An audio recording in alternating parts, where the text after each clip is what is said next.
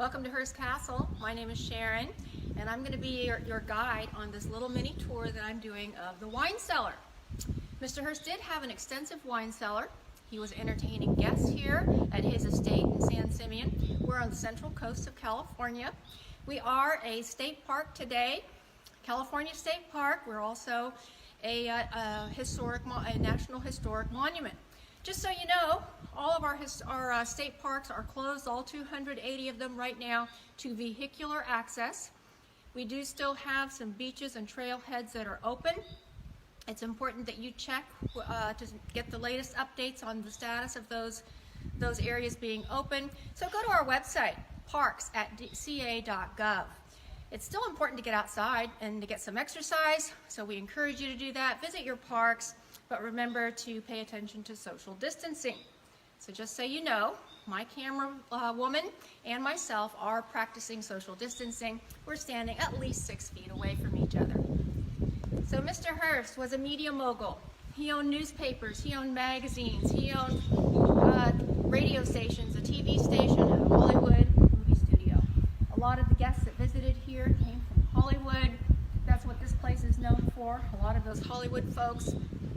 And he loved to entertain them. So what do you need for good entertaining? Well, you need some fine wines. So let's head inside the wine cellar and see what Mr. Hearst was serving at the time. We're going to go through this door right here. We'll take you down some stairs, a very narrow flight of stairs.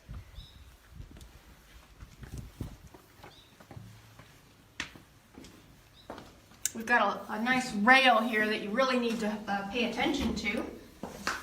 Go around the elevator. That's what this is right in here, is the elevator. Circular stairway just takes us around that elevator.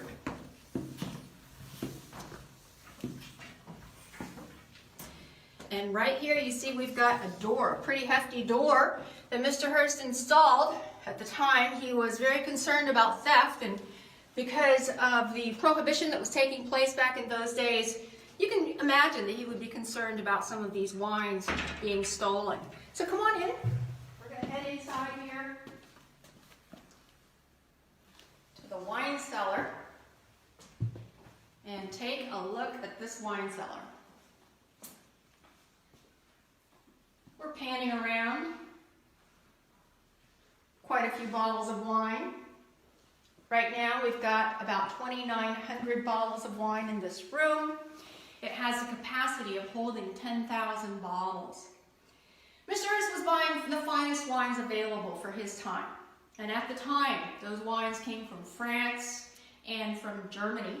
He was also buying wines from Italy, Portugal, Hungary, as well as some California wines. So right over here, I have some wines that came from California. These are called Big Tree California wines. There are also a few others around. The oldest wines in this room, which I can't really show you because since the oldest wines are from 1848, 1850, and 1852. A rich Hungarian Tokaj wine.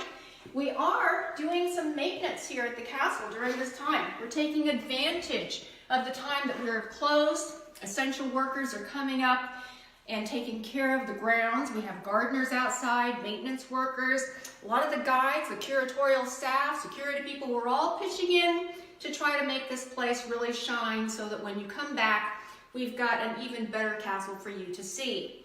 So some of these bottles are actually being cleaned and dusted right at this time. I mentioned Prohibition. Prohibition said that you could not sell, transport, or manufacture alcohol. It started in 1920, ended in 1933. So Mr. Hearst was serving alcohol here on the hilltop, but in limited quantities. He was known for that. He was known to be a little stingy about the alcohol. Actor David Niven, who was a guest here, said that the wine flowed like glue at dinner. So perhaps some of those Hollywood actors were a little exaggerating in how they talked about the alcohol service. Mr. Hearst himself was not a teetotaler. He really preferred beer over wine. But according to his son Bill Jr., he liked a German draft beer. He also did appreciate a nice glass of wine on occasion. I mentioned California wines too. Well, California during Mr. Hearst's time was not necessarily known for its production of wines, but it is today, of course, an award-winning region for growing grapes for wine. Mr. Hearst did at one point say, maybe I should grow some wines. Maybe I should grow some wine grapes. Maybe there's money in that. Well, it's interesting then that today, this particular county that we are in, San Luis Obispo County, is actually known for our wines.